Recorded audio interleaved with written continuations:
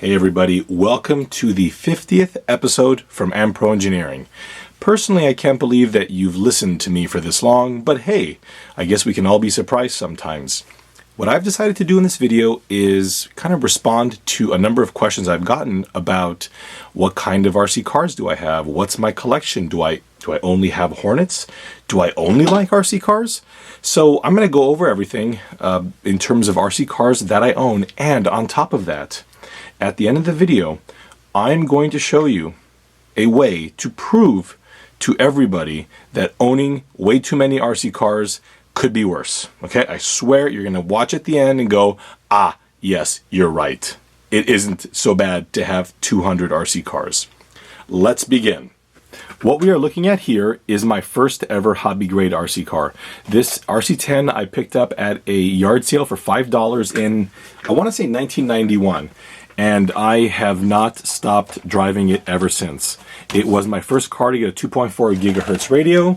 It also has a complete Novak brushless set, speed control and motor in this car. I used to be a factory driver for Novak, and this was the first car I ran. Unfortunately, the car, anybody who's driven an original RC10 in the late 90s and early 2000s, you know that it was really showing its age. So we will move on to what I replaced this with. But to those of you who love the old school RC10s, note that this is not a restored car. In fact, it's filthy. And this car will never get restored. It comes to the track with me almost every single time I go. My replacement for my RC10 back in my racing days was the RC10 B2. Now this has got a number of B3 components on it as it was upgraded over the years, and to this day this car is just, you know, magnificent to drive. It's a modern car. In fact, it's my only modern car. And really after the B3 I kind of fell out of love with the modern buggy. This car for me still encompassed what a dune buggy should look like. So for me, this is about as new of a dune buggy as I'll ever get. It is also 2.4 gigahertz. It also has a complete Novak brushless system, and like I said, is just a magnificent car. Now this vehicle is everything my original RC10 was, and I'm serious about this. As I upgraded my original RC10, I took off the old pieces. Well, this is the first body that this is the second body that I'd ever painted for an RC10, and you can kind of, this body is more than a little bit familiar. This is very similar to Kinwald's original World's RC10, and that's kind of why I painted it like this. These are my original front suspension arms, my original wheels and tires, original shocks, original rear suspension, original everything that was on my other RC10 before I upgraded it. This car even has my original... Oh, it does, yeah. This car even has my original Novak M5 ESC, as well as the receiver that I bought when I bought my first radio, which was an Airtronics Avenger. As with all of my RC10s, they all run the stealth transmission, regardless that these all were originally 6-gear cars. My second RC car was this. And I know what you're thinking, there's 2 RC cars here. Well, fact of the matter is, I received one of these 2 about the same time in 91 from the same people that I bought the RC10 from at a yard sale. The original Hornet, which is a combination of these 2, was driven absolutely just constantly. I mean, I can't even describe to you how many miles these cars have. The last outing of the stock Hornet was at NorCal Hobbies, and the car was it began to show a number of signs of stress and abuse. So I ended up restoring this Hornet, which was the original Hornet, and placed the damaged components on what is now Superfly. So between the 2 of these cars, we basically have my original Hornet. Although this one has been upgraded, it is still probably one of my most heavily used vehicles. It does have a complete Novak electronic setup with a Novak receiver, as well as Novak hammer speed control. I do have this is a Technigold. I've got a Technigold motor in this car, and we've got some old Parma rims on it, which is what the car always had. And you can see how little this car is used. Never, just sits on the shelf. Superfly, on the other hand, does have all of the leftovers from this car over here, and I'm sure many of you have seen Superfly in action. Don't worry, you know, I've really never gone over this car in much detail, and to be honest with you, I never expected anybody to care about this. I always figured that some of the other upgrades, like the double wishbone on this car, would have been more popular, but everybody seems to be emailing me and always asking about what the heck the red car is. Don't worry, I will go over this entire car in the coming months. Superfly is powered by a Novak Cyclone speed control because I'm able to use the Pit Wizard to really dial in the throttle curve, because that's very important on this particular car, you know, when it's being used on a racetrack. The motor is it's a Paradox stock motor, and it is, again, really a brilliant setup. I'll stick with the Hornet theme right now. What we have here is my daughter's RC car. This is I think this is a re-release Hornet.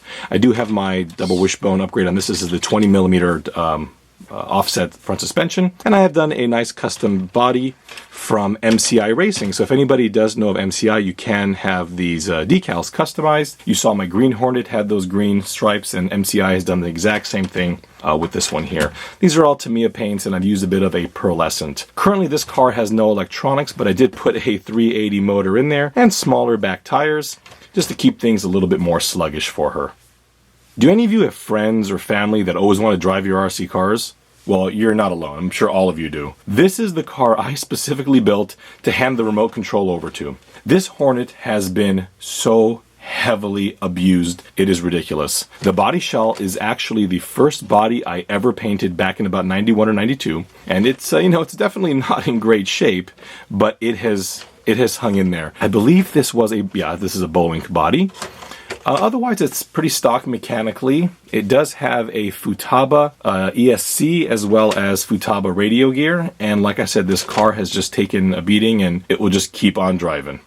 I know some of you out there have this nostalgia for mechanical speed controls. Well, this car is my only mechanical speed control equipped car, and I keep this specifically to remind me how terrible they are. I always seem to want to install MSCs in certain cars, so then I'll take this for a spin and go, ugh. No, forget it. I'm not installing that garbage. Sorry, I know a lot of you out there like that old school feel. I, unfortunately, am one of those people that never want to see an MSC again. This car otherwise is full ball bearing raced. The electronics are vintage Aristocraft. This car's got a Challenger setup. Stock white M-Bell motor, and I've got a couple of these upgraded sway bars just to kind of keep things, you know, it keeps them out of my drawers, so I might as well just throw them in the car and let them get used. I know I was keeping with the Hornet theme, so you might be wondering, why do you have a Super Champ? I don't. This is a Hornet. At some point in this car's life, somebody grafted the front of a SRB onto the Hornet chassis, and then they somehow installed SRB suspension at the rear. It was done very, very crudely, but it was in fact operational, so I took all that information and 3D printed everything. So I've got a 3D printed cage, 3D printed SRB look-alike arms riding on ball bearings. You see you've got your axles fully operational with all SRB components. I did install some shocks on the outside. I've got a race prep stock motor inside of it. The Nerf bars, in fact, are also custom, whereas they look like Hornet units. They actually taper off very low here to get underneath the body. The front suspension also is a separate subframe that connects all of the SRB components to the Hornet chassis. I've also 3D printed this little wing at the top here, and you know, I always wanted a Super Champ, so I've just built one out of a Hornet. This is the prototype car for the next version of my Hornet upgrades, where I'm going to have a double wishbone rear suspension. You have to start with some kind of validation to make sure it's going to work. So this car has got a lot of work ahead of it, but it's pretty much done mechanically.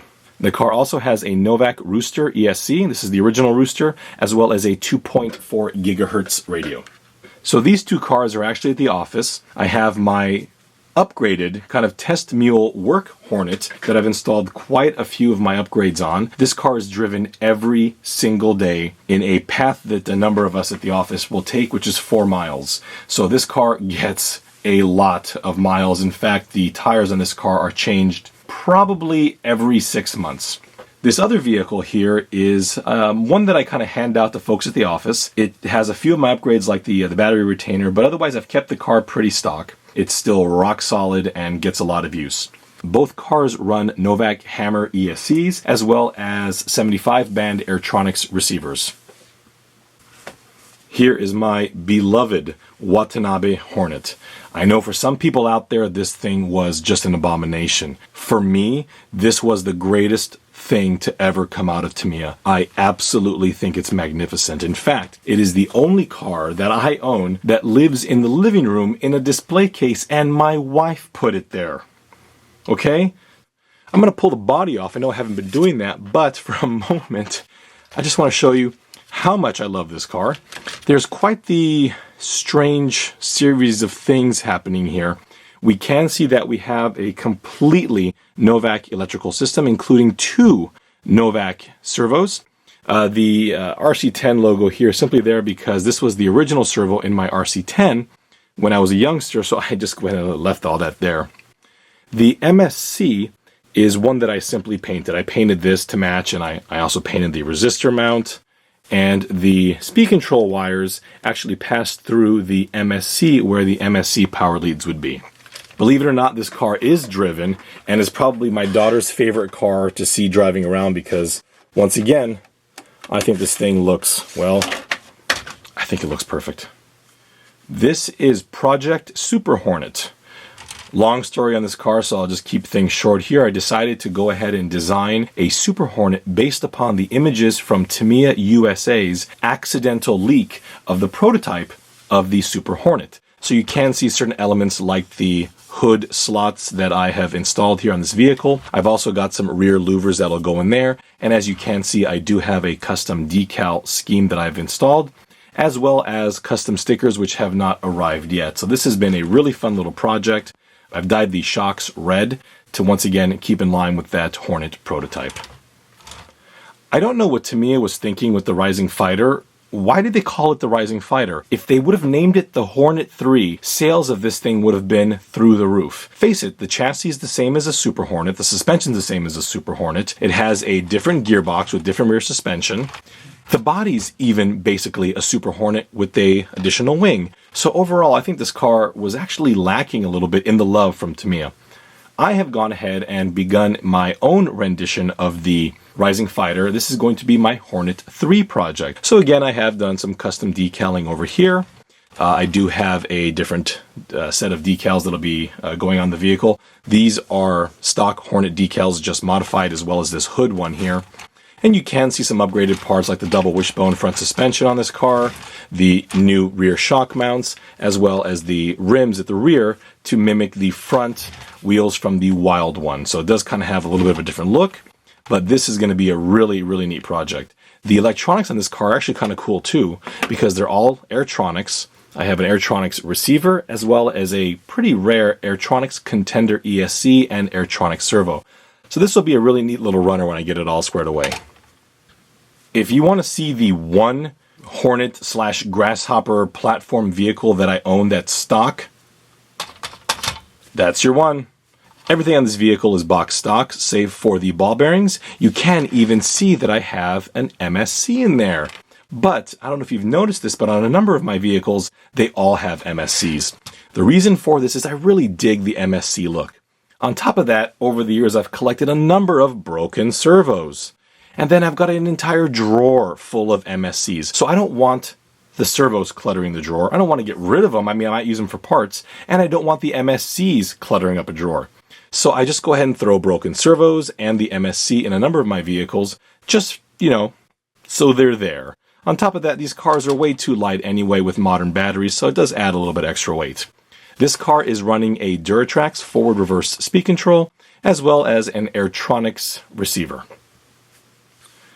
This Grasshopper 2, I think, is the one project that I have done that has utterly pissed off vast majorities of Tamiya lovers. The reason for this is I always wanted to like the Grasshopper 2, but ended up I couldn't even look at it. Something about the car annoyed me. What you can see here is I do have a paint job that harks back to the original with some updates to the color, as well as installing the spot lamps, which, all vehicles named after bugs should have. And I then also went ahead and 3D printed this rear wing because, I don't know, the back of the car was missing something. I did remove the wheels in favor of the stock looking ones. I really like these. And then these black shocks are off of the Super Hornet. I basically swapped them over so that this car had a little more uniformity in the color. This car is powered by a 380 motor as well as a Novak Rooster ESC. You can probably tell in there that there is an MSC. The receiver is a Airtronics 75 band unit. Yes, this is technically a Hornet or maybe a Grasshopper depending on how you see it. This is a World Engines Rockbuster that I picked up a few years ago and did a complete restoration on this vehicle. It is basically the worst possible rendition of a Hornet ever made. The plastics on this car are like an old cheese. There's so much flash on the plastic that it will slice your fingers open. No, not it may. It has. It's cut me open a number of times. And in fact, the transmission case is so bad that the car actually has negative camber at the rear. It is a terrible, terrible RC car.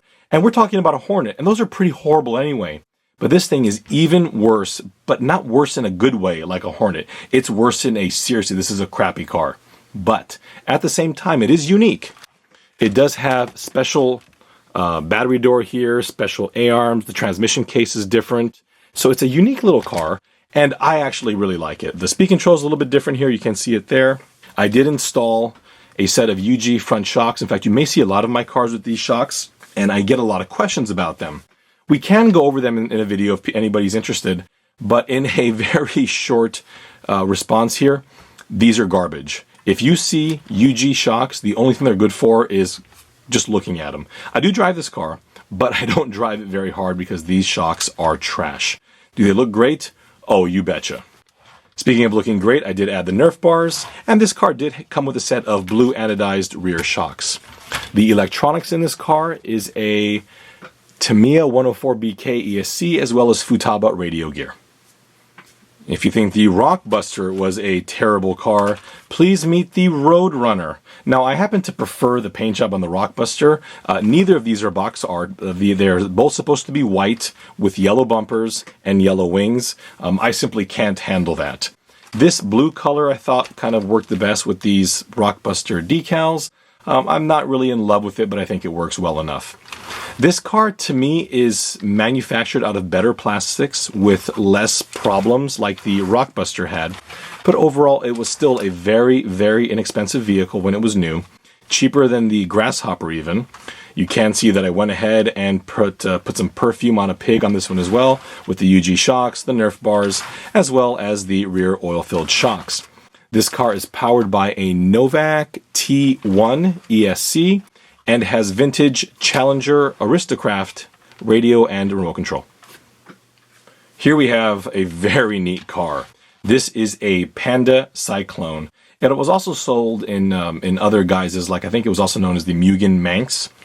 And this car here, although doesn't look like anything you've seen so far, the body actually is a unique design, much like the Rockbuster and the Roadrunner. But under the body, which by the way is that's all me. That's pretty nice, huh? Under the body, it's our old friend the Hornet. However, what's interesting about this car is it has double wishbone front suspension from factory. These also came with the UG front shocks as well as the UG rear shocks. They came with the anodized Nerf bars. They came with the sway bars, I think. The problem with these cars is the plastics are ridiculously hard. I mean, they're like steel, which means any kind of flexing in the chassis and it'll snap. In fact, this car here, the whole front nose is clipped off of an old Hornet chassis because the front was damaged. There was a big split down the side here when I got it. What's interesting here is the completely unique transmission. Nothing in the transmission area of this car is even remotely compatible with the really any Tamiya. If anybody knows more information about this transmission, I'd love to hear it. As far as I know, it's specifically unique to the Panda Cyclone. I don't think that the Mugen Manx had this, but I very well could be wrong. This car is powered by a stock Mabuchi 540, which I think is actually the wrong motor for this car. It also has a Novak T4 speed control with Airtronics radio gear. Here is my Project Fabulous Attack vehicle. I've always wanted an FAV, and simply, I don't know, I wanted to make something a little bit different here. So it is purple iridescent, and unfortunately the lighting in here makes it look just terrible. These are Tamiya optional fast attack vehicle shocks that came out when the vehicle was re-released. The wheels and tires are going to change. I really don't like them too much. And you can see that I have done my custom 3D printed roof and ridiculous rear wing, as well as the Knight Customs engine. Here I do have some taillights that I haven't installed yet, and I did make some custom air cleaners here that actually have a lot more detail. It is a really neat car to drive, and it is powered by a tiny little Futaba ESC and of course a 2.4 gigahertz radio. I mentioned earlier how I really don't have any shelfers, but if I did, this would be the one. This is a re-release Avanti. I got this on eBay pre-built, and I took it to the track, and it promptly started losing pieces. So I brought it back home and had to order a bunch of very rare, hard-to-find parts that were in screw bags, so yay me. I thread locked the entire car, brought it back to the track, removed the original motor, and I put in this Orion. I don't know how fast it is. It's just an Orion modified motor. I think it's around 17 or 16 turns. When I did that, this car just woke up. I mean, I love driving this car now. Initially, I hated it, but now it's just a ball to drive. You can see that I did ditch the rear wing because anybody who's owned an Avanti knows the rear wing breaks off when looking at it. So this is just some cheap wing that I can destroy, and does have a little piece of Kydex beneath it so that it doesn't actually flex and destroy itself. The ESC in this car, oh yeah, this car has got a Novak Tempest as well as a 2.4 gigahertz radio. So this here is a re-release Sand Scorcher. It does have some aluminum wheels I installed. I kind of like the gold with the blue. The color is looking actually pretty accurate on camera. It does have a pearlescent coat over the blue at the front, the blue at the rear, and the white stripe. It is overall pretty stock. I did install a Knight Customs rear engine set for it, so I really like the look of that. I do have some major upgrades coming for this vehicle soon. Nothing that's going to change the dynamics of the car, but I will give you a little bit of a hint. Let's just say you'll never have to take the body off ever again. So it's a really big upgrade, and I really am looking forward to finishing this off. As usual, this car does have working headlights, turn signals, and fully operational taillights with actually 3 LEDs in there. So this was kind of an irritating lighting set. What is probably by far my most utilitarian vehicle here is my Tamiya Brat. It does go from having the Ford truck body here to the Brat truck body. Usually I just changed the body mounts, and I did 3D print some smaller Blackfoot ones, so this body does fit directly on here.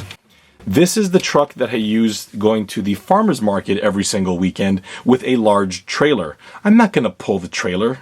What do you think I am? An adult? Don't be ridiculous. So instead I hooked this thing up, and this is what spurred me to actually work on getting a ball diff for this car, because this thing was going through differentials probably once a year. So I'm very happy that this is now ball diff equipped. It has a Novak Explorer ESC with a 75 band Airtronics radio. The car also has the front, I think these are old CRP units. It does have the front shock absorbers that are with the little shock tower over here, but otherwise is stock, save for the King Blackfoot chassis. When I got this thing, the chassis was broken, and I got this way before the days of the re-releases. Here is my Project Frog. This car has, I think these are Junfok front shock towers here. I've got some 16 scale HSP front shock absorbers, and another set of, I think they're just kind of some no-name units that I found on eBay. The car is a vintage Frog, and it does have a Thorpe ball diff, which is going to go bye-bye very soon when I install the MIP diff. The rear suspension is also going to go away, as this car is going to get my double wishbone rear suspension, and I plan on taking this car to the Vintage Nationals coming up next summer. In terms of electronics, the car has a Novak Atom ESC, as well as a 2.4 gigahertz receiver. I also use the quite a few of these Atoms and Cyclones when it comes to my race cars because I can use the Novak Pit Wizard to really dial in how the car performs. This is a lot bigger. There we go. This Monster Beetle I got when I was 15. What this guy I used to go to school with walks up to me out of the blue, I really didn't know him very well, and says, "Hey, do you want a Monster Beetle?" Well, I think the only reply for a 15-year-old is yes. Yes, I do. $60 later, I had a Monster Beetle. What's kind of weird about this is these are the stock rims that the car came with a million years ago. The body, other than being clear-coated, as well as installing some different decals, has been left alone from how it came. In fact, you can see some custom little writing here on the fender, on the front cobble over here. I didn't do this, the original owner did, as well as kind of inscribe his name and what are probably his kid's name here in the back window. So I went ahead and left it alone. This is a heavily driven car, and it is one of my first cars to have the MIP ball diff, so it is just right back on the road like it used to be. The car has a Novak Rooster ESC and is also running a 2.4 gigahertz radio. This is my vintage Blackfoot, and it used to be a 100% new old stock, never before used Shelf Queen. This truck was the vehicle that I sent over to MIP to have them begin to develop the differential. So this truck has been quite a good truck for the community over the past few months. When it came back, it had the ball diff in it from MIP, so I decided, you know what, this is going to be a shelfer no longer. I'm really not a fan of Shelf Queens, and I'm really happy that there's people out there that are capable of preserving a car like that. I apologize, I'm just not one of them. So as you can see that this truck is basically mint. I mean, it's never been rolled, it's never been crashed, it's never been scratched, it's never been jumped. Well, it has been jumped now off curbs because it has been driven. I did upgrade a few pieces on it. It does have some of these, I think they're CRP, I think. I don't know what you would even call it, like a trailing arm cap.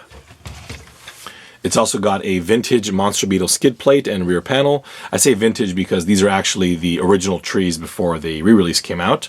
It also has a UG rear sway bar. As for electronics, I'm going to show you this real quick. It has this weird ESC that I installed that I've really only ever seen before on the Aristocraft Kangaroo and the Dolphin. These are these weird fins that you see at the back of those cars. It's this ESC. It's forward and reverse, and it works remarkably well. The truck's electronics are otherwise all vintage Aristocraft, so including receiver and servo. I did install some modern Blackfoot oil-filled shocks, as it's a major improvement on the truck, so overall I'm pretty happy with this thing, and I'm glad to get some miles on it. Last weekend it went out for its inaugural run, and it went on a 5-mile walk with my daughter and I, and it was just great. Of course, we have Project Mud Blaster. Those of you who have followed this truck's build may be very happy to see that the body is all back together. However, it now weighs an extra 3 pounds as it's primarily steel holding it together. Therefore, a gentle breeze will send it sailing upside down. And this is why we have created a new body for it. So this is a Parma. I think it's Parma. I'm pretty sure it's Parma. Ford F-150 body. You know, the details lacking in these shells, but overall, you know, the plastic seems quite thick. I'm going to reinforce some of these areas here because the Blackfoot just has miserable body mounting areas. But this should really make the Project Mud Blaster here quite a bit nicer to run. And don't worry, yes, I actually do have a Subaru Brat body for it, so Mud Blaster will eventually be a Mud Blaster.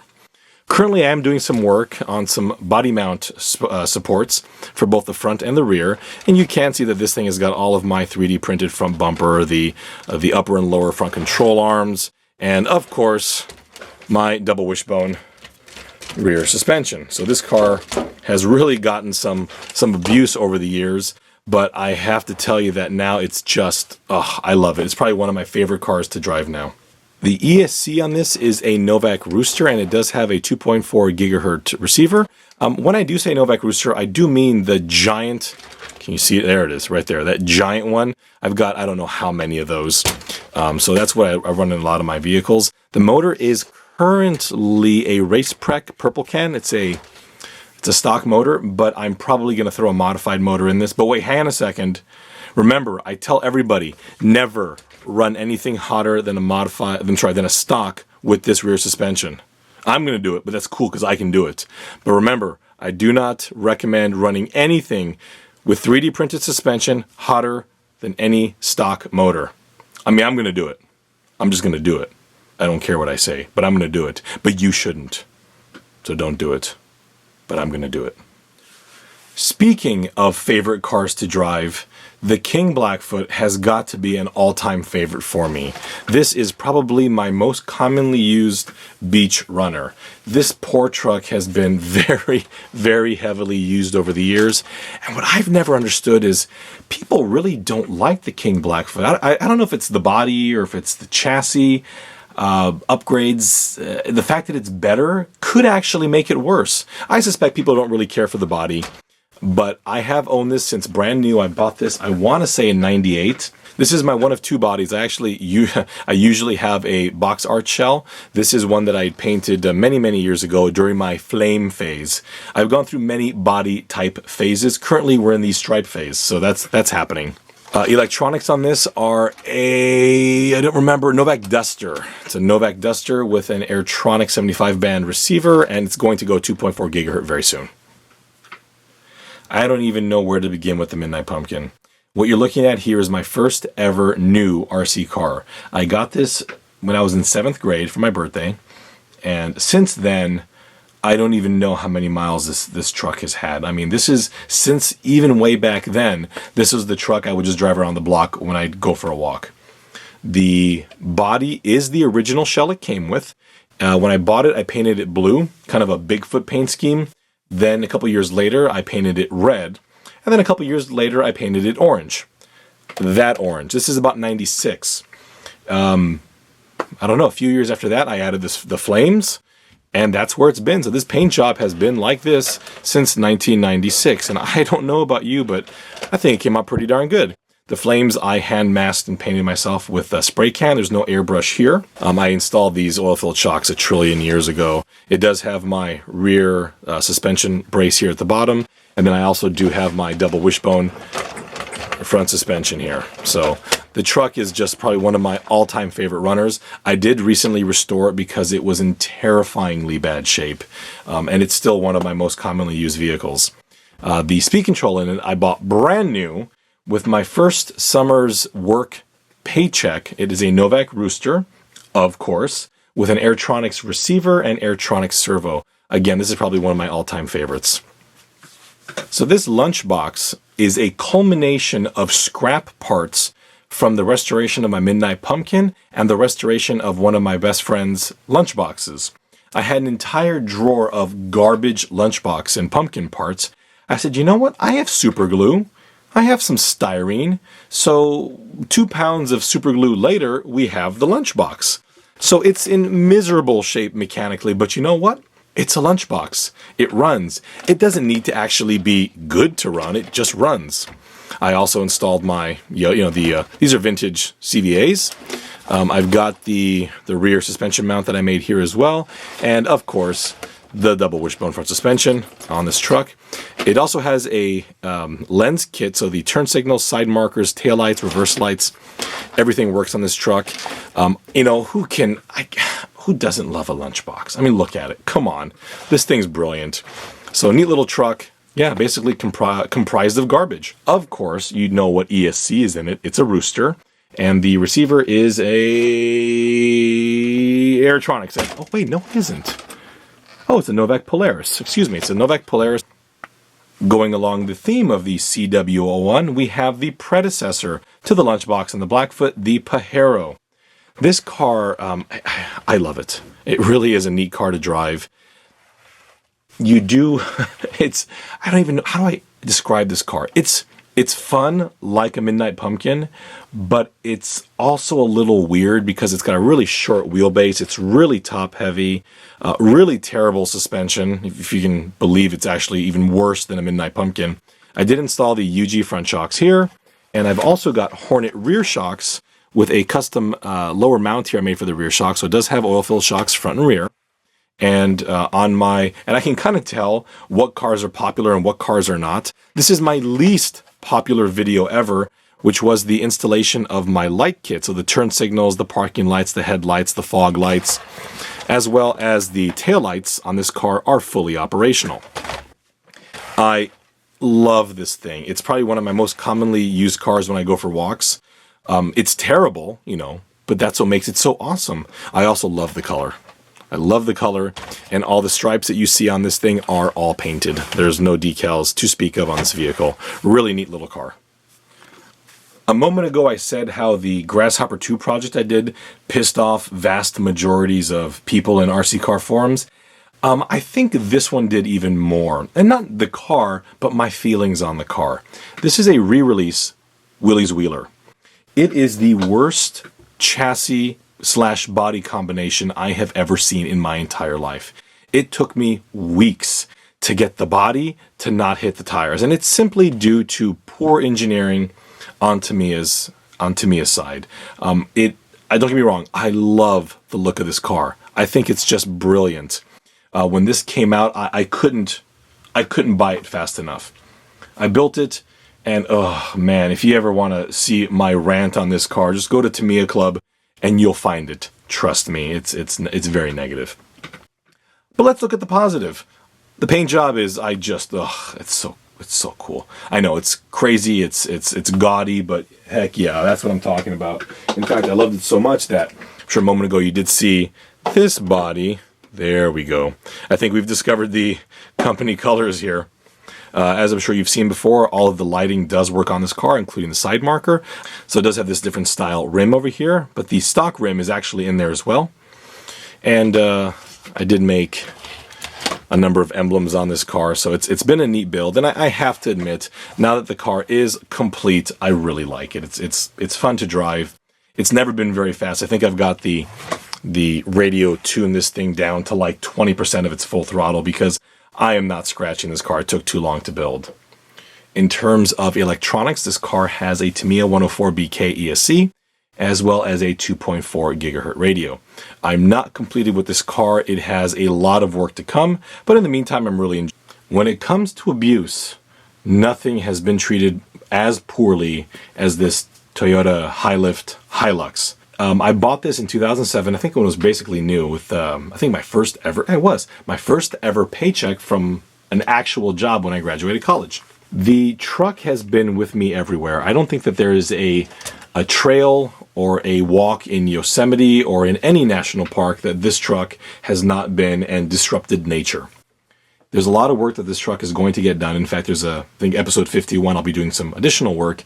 And here's a little sneak peek at some different style wheels. These are some turbines that I've been designing. Cosmetically, I painted this truck and then added these decals. My full-size Toyota pickup, which is the same body style, was beige, but then I added these decals on the Toyota. So it's kind of funny that the little car is the reason why the big car has the stickers. This is one of the few vehicles I own with a modern ESC. It's a fairly new Novak crawler. I forget which one it is. It came with a Novak, I think, 55 turned brush motor. So I'm looking forward to trying this out. It used to have the Tamiya full light sound vibration kit, which came with its own ESC, and I thought quite poor for the application that I used this truck in. Here is my original Bruiser. This truck is, I bought this truck shortly after eBay began. It's all original. It is in really dire straits right now. The truck's fully operational, but years and years and years of driving this truck, and I have treated it well, but it's due for a light restoration. So it's going to get some major work as soon as the high lift is out of my hair. There's some aftermarket parts. Like I got this on eBay, and I have no idea. I bought it once on eBay, and I've never seen it again. The paint job I did myself. It's, again, also spray can. It goes from yellow to orange to red to body color, which is this brown color with a metallic coat over it. And it does have a full interior with the driver. In terms of ESC, this truck has a Novak Super Rooster, which is pretty important considering the amount of stress that this driveline goes through. The radio is a 4-channel, I think the 75-band Futaba. I know what you're thinking. That's not a Tamiya. And that's true. This is a Trailfinder 2 with the Mojave 2, I believe, body. And this truck is magnificent. I mean, really, it is amazing. This truck is everything Tamiya should have made when the high lift came out. They should not have bothered spending a cent on that truck, and they should have designed something like this. RC four-wheel drive has dominated the market, building things like this, and this is an amazing truck. I've barely got it running. I've only recently put the ESC in it and some electronics, and I cannot wait to dive into this truck. I'm going to go super scale on this thing, so it's going to be sitting about this height, if not slightly lower, a little bit lower. Full interior and different, obviously these are just some roller wheels, different wheels and tires, but this thing I'm super excited about because I think that this is everything Tamiya should have done when entering into this crawler or scaler market, because it's amazing. Well, this is my CC01, and I'm gonna need your help, everybody, but sorry, I'm really sorry about this, but I hate this. I absolutely hate this car. I think the steering is garbage, and I've upgraded it. Mine just got that GPM steering over there. I think that the way the gears are held in place is terrible. And overall, I think this is a miserable car. The problem is, I watch everybody else driving CC01, so I'm like, dude, those are awesome. For some reason, every time I work on this car, there's some sort of a calamity. Now, mind you, this car was used. I paid, I think, $28 for it. You know, it's all cut up here, but I was kind of curious about the CC01. Hopefully I get beyond this, because I really have a lot of plans for this vehicle. So if you have a CC01 out there, let me know why you think they're awesome. I'm probably missing something, and I don't want to, because I have a Unimog body for this thing here, which I've got some awesome plans for. But for some reason, every time I look at this thing and I get it running, I'm like, ugh, throw it in the garbage. This king cab is something that I always wanted. I have this old book called Radio Controlled Cars. I think it was published by RC Car Action. But it had a picture of a king cab in there, and I saw that when I was probably in 6th grade, maybe even younger, maybe even 5th grade, and said to myself, I need that. Well, very recently I found this thing on Facebook on an RC car forum, and I don't know, nobody wanted this thing. And I paid the guy, who was incredibly great. This is a Team Blue Groove body, which looks quite nice. Thank you very much for painting it. The vehicle arrived, and it's basically mint. I mean, there's nothing wrong with this truck at all. I mean, even look at the belly. Look at the belly. I think I paid $120 for this car, but it was on Facebook for sale for like 3 months. I don't know why everybody didn't just snap this thing up, but nevertheless, here it is. I'm laughing right now because I'm just thinking of my disappointment. I got this car and I started messing with it, and I started moving the suspension around and realized that when I apply a load to the rear hub, that the shock rubs on the upper link. So I promptly discovered, oh man, this truck right here is the reason why the RC10T and the Losi, I think it was the XXT, I'm not really that big into Losis. This truck is the reason Tamiya lost to the stadium truck crowd. It is just, I mean, it's all there. All the brilliance is here. It's there. But the execution of it with these miserable, soft, gummy, I mean, look how much play is in this thing. The front's equally as bad, so I've got a Stealth ready to go into it. And the front bumper, really? Really? This is not a bumper. This is nothing more than a way to transmit all of the impact directly to these 2 screws up here, which will shear off and break your chassis. It is just heartbreaking that Tamiya could have owned the stadium truck class with the king cab, and instead they missed the opportunity. But I'm going to make this truck what it was supposed to be. I've got a whole set of plans lined up with suspension arms, transmission, blah, blah, blah, blah. I've been talking too long. Let's move on. As you can see, there's no electronics in here yet. On to a few on-road cars. This is my FF01 Ford Mondeo. This is a custom paint scheme that I did myself. I do have a box art shell for this car, but weirdly enough, this is probably one of my favorite Tamiyas ever made. This particular model, in fact, has, oh man, it has a lot of miles on it. It's been cleaned up, but it's not a restored vehicle, nor will it ever be a restored car. This has the original Novak Explorer ESC that I put in it, and for a motor, I think I put a race prep? Yeah, I did. I put a race prep motor in this car. It's been wonderful. I also installed a TA02 rear sway bar on it, which gives this car a nice loose rear end. So the car in hard cornering acts like an early Volkswagen GTI, where it will in fact lift up the inside rear wheel and the car oversteers. I mean, it's really a great car. This is the TA02 Racing Special Chassis. I think that that's what it was called. This car, again, I bought this brand new like the Mondeo. It's recently gotten some upgrades, which is kind of odd. Normally, I really don't do much work with these on-road cars. I did install some of these Tamiya aluminum shocks, as well as an upgraded drive shaft. I honestly don't remember where any of these parts come from. I really apologize. But the front and rear shock tower on this car were both damaged quite heavily, and it's really not been a badly abused car at all. I did install these ball bearing front steering sets. I installed it on this car as well as my Mondeo, my FF01. And please, if you own a TA02 or an FF01, I think it's the same steering for the TA01, you must get this ball bearing steering. It reduced slop in the steering exponentially and completely transformed the car. This does have a Tamiya brushless ESC. I forget which one. I think it's the TBLE 02S. I'm just saying numbers now, as well as a Tamiya brushless motor. My wife and I both wanted a Fiat 500, and then my daughter was born. So we're not getting a Fiat 500 for a while. On a plus side, I bought my wife this, as well as a real present for her birthday, because this is don't buy your wife an RC car for her birthday. It's just not, don't do that. So anyway, I got her this. And it's weird because it looks blue. It isn't blue. The car's purple. The side's white over here, and there's a pink stripe. Everything that you see here is painted. It's not actually a decal. All the different stripes and all the different colors are painted. The wheels are 3D printed first edition Fiat 500 wheels in the United States. Any of the first, I think it was the first 500 or 1,000 Fiat 500s, got these unique wheels. I think they were painted a different color or something. So I went ahead and designed some for this car since I preferred them. This is an MO3 chassis that I got for next to nothing on eBay. Unfortunately, the body mounts were cut and I didn't want to buy a tree. So what we've got here is just some 3D printed body mounts.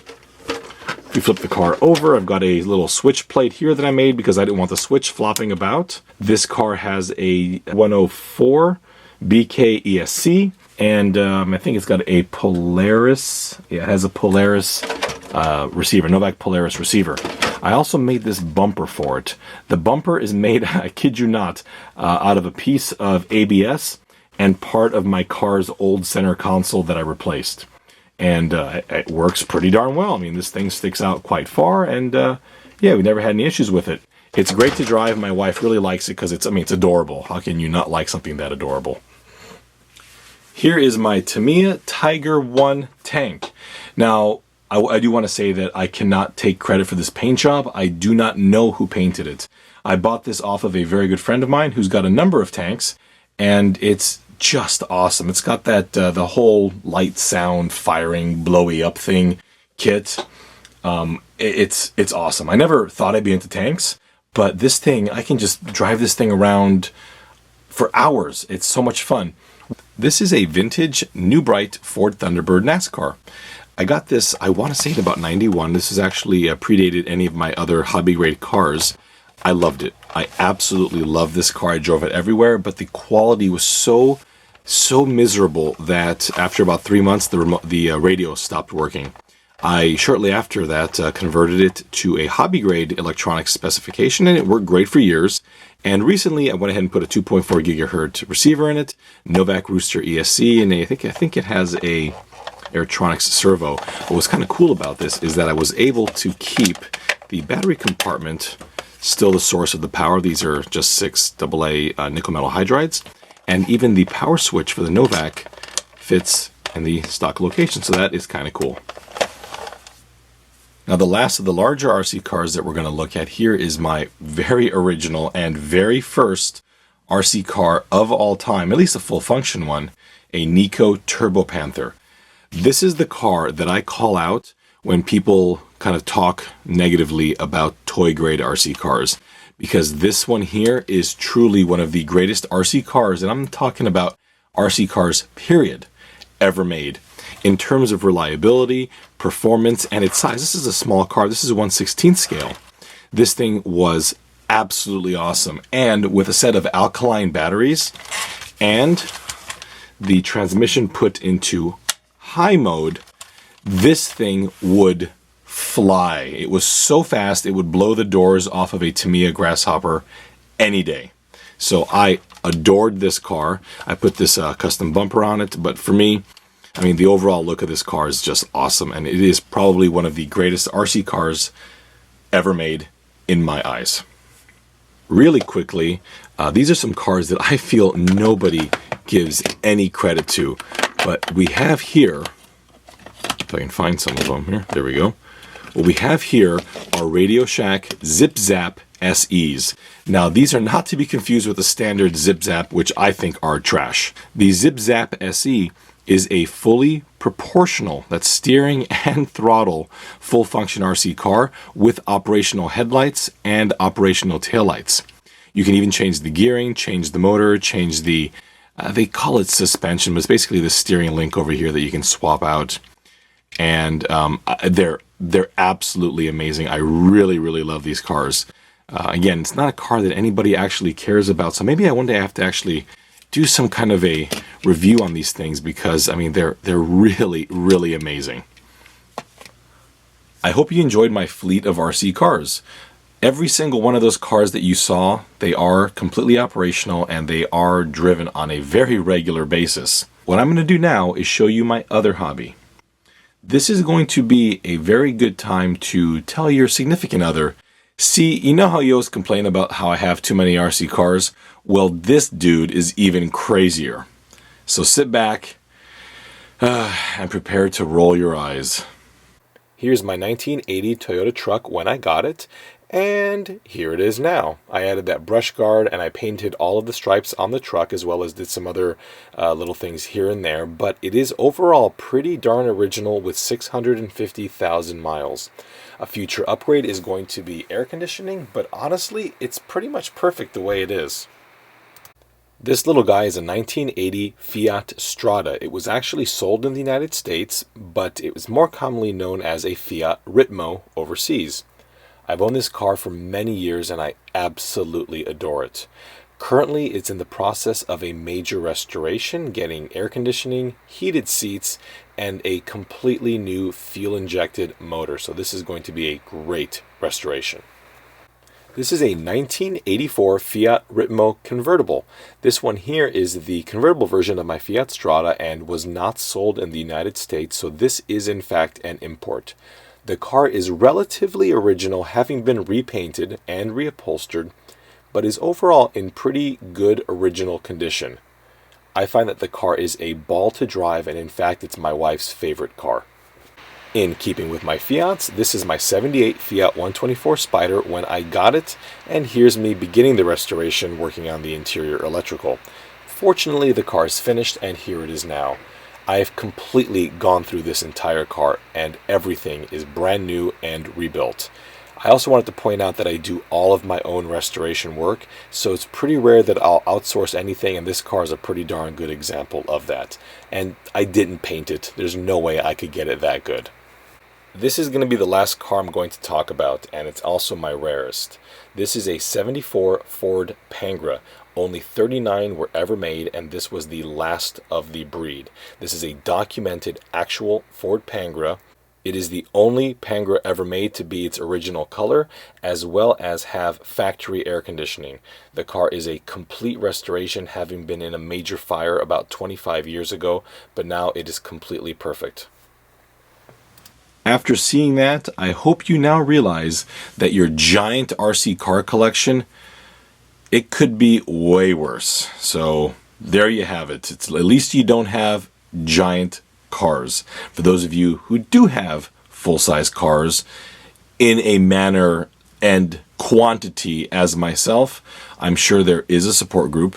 I haven't found it. If you can tell me what that support group is, I'd appreciate it. That'd be awesome. Thank you so much for watching, and thank you for putting up with 50 episodes. I seriously cannot believe that. I thought I'd do maybe half a dozen or so just to show you some of my 3D prints, and then we'd be done. But guess you enjoy some of my work, so I will continue showing off what I've done. I've got a lot of stuff in the pipeline, and in fact, I've got to continue episode 49. That series is in the works and ready to go. I just had to finish episode 50.